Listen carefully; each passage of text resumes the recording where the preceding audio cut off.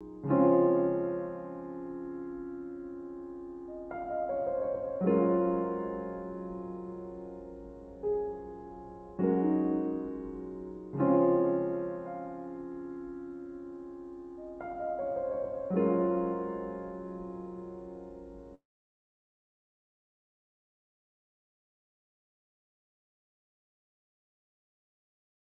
Oliveira, procuramos concentrar-nos na dinâmica da teoria das forças e da sua relação com os processos de autoconfiança. A professora Ana Oliveira é professora da Universidade Católica, na área de Serviço Social, curadora do seu mestrado, tem trabalho publicado nesta área e também, o que nem sempre acontece, uma grande experiência de terreno a aterrar este conhecimento científico na realidade. Professora Ana Oliveira, quando falamos de teoria das forças, efetivamente, de que é que estamos a falar?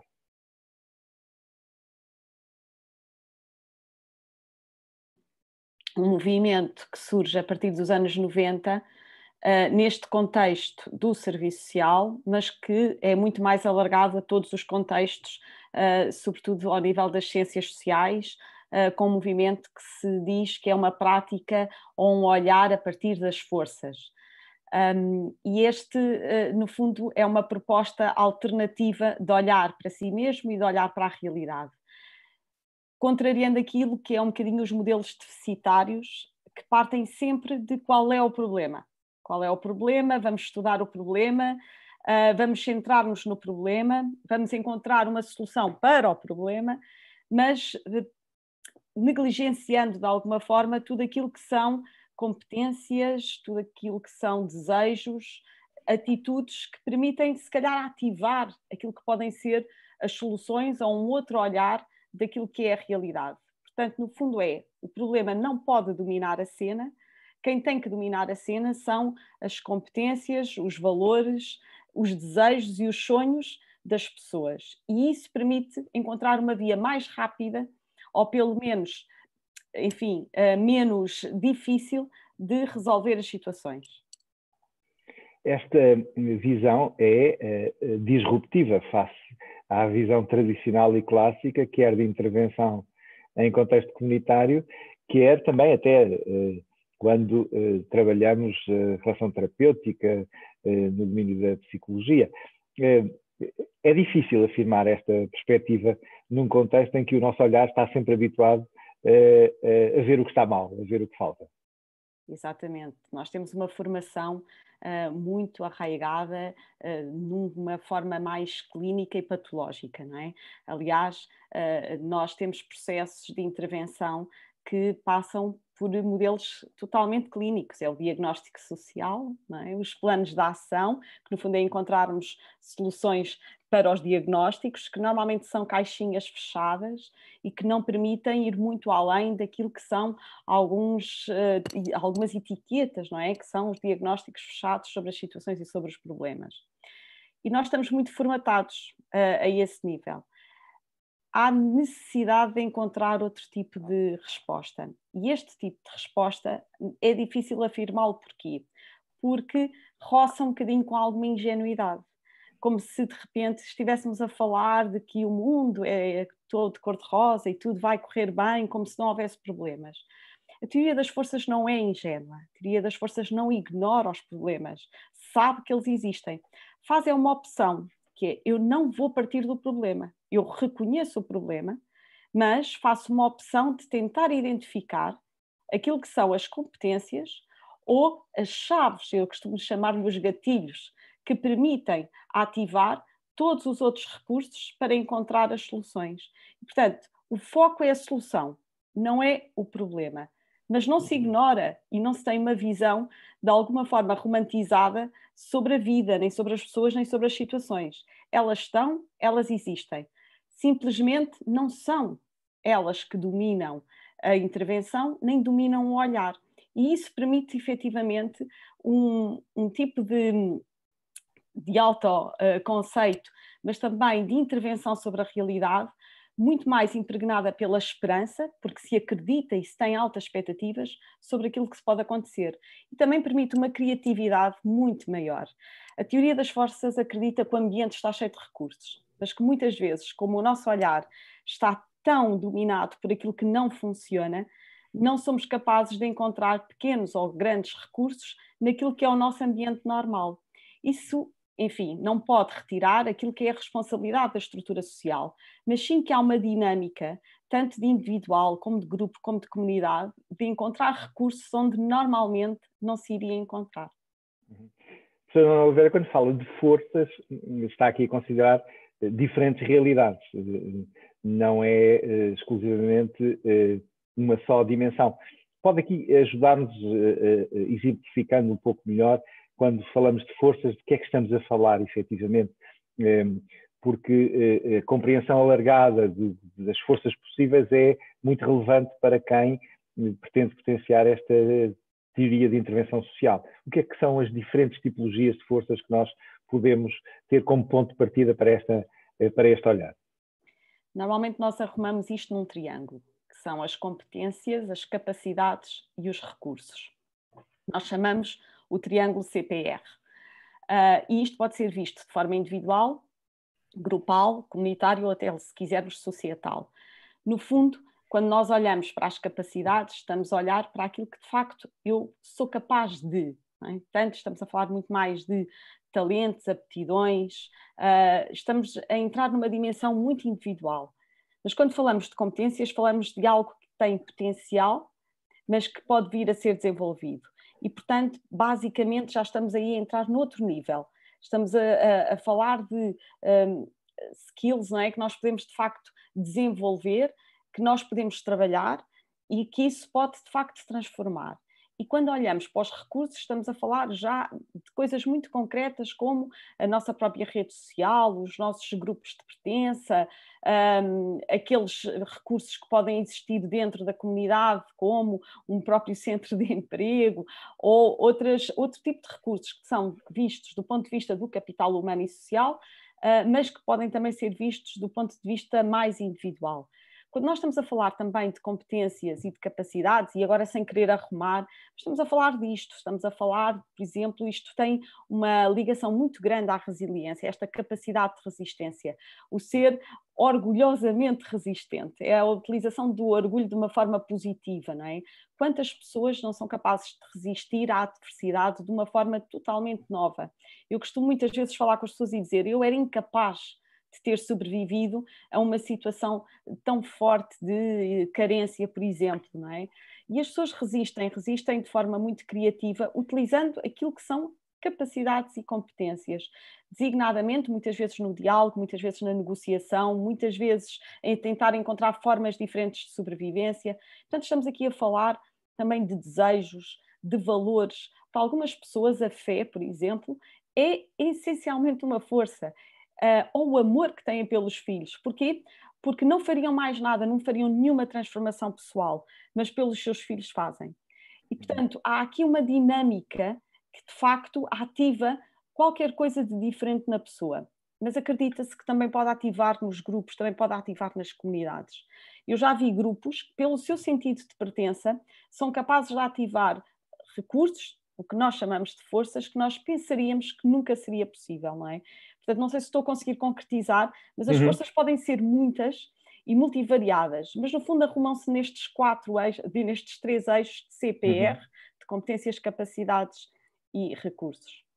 E é muito interessante esta ligação que começa a fazer aqui, a uma ponte que queremos nesta conversa tornar evidente, é que para construir uma dinâmica de autoconfiança, de confiança em si mesmo, de confiança que é potencialmente transformadora, esta teoria das forças é essencial, ajuda a construir a autoconfiança. O desenvolvimento da autoconfiança implica o conhecimento e a identificação disto mesmo, dos nossos valores pessoais, dos nossos desejos, das nossas atitudes e das nossas competências. E normalmente tem 3 pilares associados, que é o autoconceito, que visão é que eu tenho de mim próprio, E a visão de nós próprios constrói-se muitas vezes a partir das experiências pessoais, e daí também ser muito importante ter consciência dos momentos marcantes no percurso da vida de cada um, e é um exercício que nós costumamos fazer, mas também ter consciência do olhar e do feedback que os outros nos dão de nós, e desde aqui ir fazendo estas sínteses, não é? E por isso, uma pergunta que eu faço sempre é se tem por hábito ter em conta aquilo que as pessoas que nos rodeiam, seja da nossa família, seja das nossas equipas, têm a dizer sobre si. Não é a última palavra, mas são visões que se complementam. O segundo pilar é a autoestima. Qual é a percepção que eu tenho do meu próprio valor, não é? Ou seja, se eu acredito no valor que tenho, também tenho maior capacidade de encarar os desafios e, portanto, consigo identificar aquilo que são os meus pontos fortes, as minhas limitações. Já alguma vez nos perguntámos sobre isso? E, por isso, valorizar quem somos, as nossas potencialidades, mas também reconhecendo as nossas limitações, permite-nos um desenvolvimento da autoconfiança completamente diferente. E, por fim, a autoeficácia, não é? Que é como é que eu avalio as minhas capacidades e competências. Ou seja, o que eu acredito é que as pessoas que desenvolvem a sua autoeficácia são mais ativas, mais persistentes perante aquilo que são os conflitos, ou as adversidades, ou os desafios, não é? E, portanto, como é que eu avalio, por exemplo, o meu processo de resolução de problemas? Como é que eu costumo lidar com os desafios? E perceber que tudo isto, de alguma forma, estes 3 pilares, na medida em que eles estão bem construídos, alicerçam a minha autoconfiança. A autoconfiança, ao contrário daquilo que as pessoas pensam, não é também ingênua no sentido de dizer, bem, eu acredito que lá vou. Não, ela tem fundamentos, e estes fundamentos da forma de como é que eu me conheço, como é que eu me valorizo e como é que eu me avalio, são essenciais para construir uma pessoa autoconfiante. Esta visão, dizíamos no início, tem, no seu caso, relativamente raro, quer a dimensão académica, de trabalho científico em torno deste conceito, quer também uma grande experiência prática. Quer trazermos aqui um pouco dessa experiência prática, da aplicação concreta de uma visão centrada nas forças, ao longo dos anos, dos vários desafios que foi tendo de intervenção social. Há pouco referia-se que foi vendo que grupos e comunidades foram capazes de transformações extraordinárias. Como é que, na prática, é viver uma intervenção centrada nas forças? Para já muito desafiante. Eu costumo dizer que entrei neste percurso precisamente pela oposição, por às vezes sentir que tinha uma visão de alguma forma negativa ou patológica sobre os outros ou sobre mim própria. E quando comecei a enveredar por aqui, é tão bonito, não é? Porquê? Porque o percurso que tenho feito com pessoas, ou até mesmo com colegas, a intervir a partir deste modelo, é experimentar que quem muda primeiro somos nós. O nosso posicionamento muda. E rapidamente passamos dos problemas para os desafios, de um olhar do passado para um olhar que, sobretudo, se centra no futuro, que é, ok, qual é o objetivo? Para onde é que nós vamos? E depois um percurso que tem sido acompanhar pessoas nas quais se centra muito uma intervenção na narrativa, nos diálogos, e por isso é preciso tempo para que as pessoas, todos estamos muito centrados naquilo que não funciona. E, portanto, nós temos que ajudar as pessoas a fazer este percurso de se autorreconhecerem a partir daquilo que têm de bom, de competência, de capacidade. E, portanto, há um conjunto de perguntas que nos ajudam a estabelecer esta conversa. E é muito interessante perguntar isto, não é? Olha, o que é que a ti te faria neste momento sonhar, ou o que é que tu desejas para daqui a 3 anos? O que é que te fez sobreviver?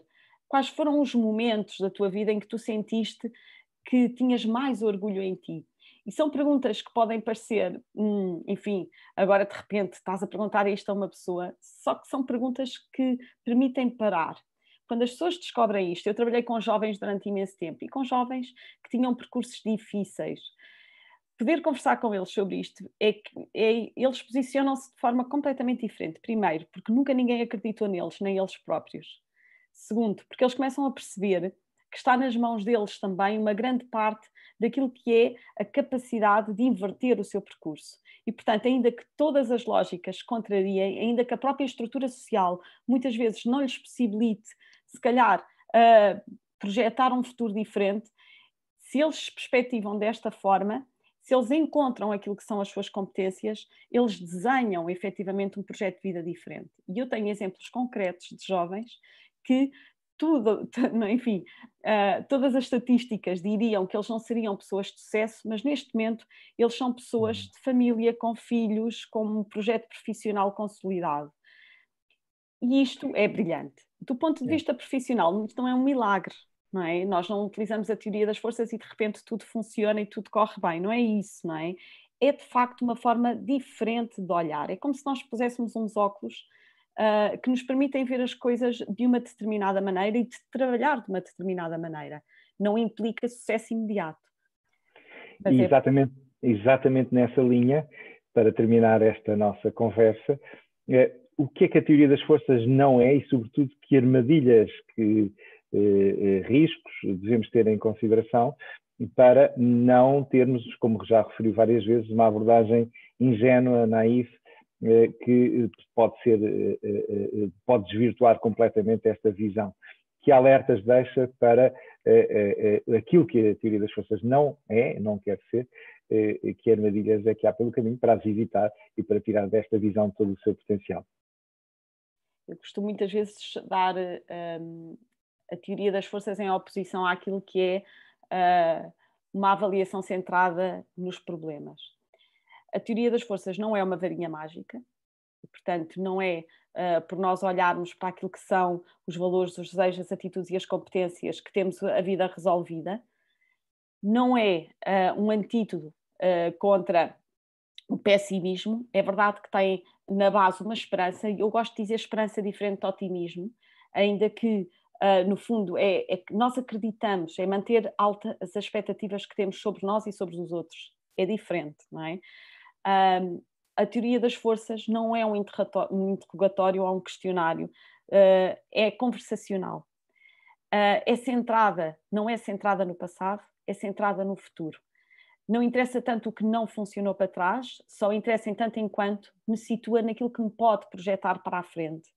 Portanto, a teoria das forças é claramente algo que nos coloca como parceiros, como colaboradores. Efetivamente, todos somos protagonistas. Experimentamos que os maiores especialistas da nossa vida somos nós próprios e os outros. Portanto, a teoria das forças não é algo que eu vou trazer como oferta para ninguém. É uma forma de olhar a vida, é uma forma de nos olharmos a nós próprios e, de alguma maneira, nos ajudarmos a construir esta sociedade que queremos em conjunto. É profundamente colaborativa porque conta com o outro. Não impõe nada, é sempre feita em parceria, é sempre feita em proposta, é sempre feita em colaboração. E essa palavra é chave, colaboração, no quadro desta Academia de Liderança Colaborativa, é essencial esta visão sobre a teoria das forças em si mesmo e na relação com a construção da autoconfiança. Muito obrigado, foi um grande gosto. Obrigado por todo o contributo que tem dado para construir a governação integrada e a liderança colaborativa. Obrigada.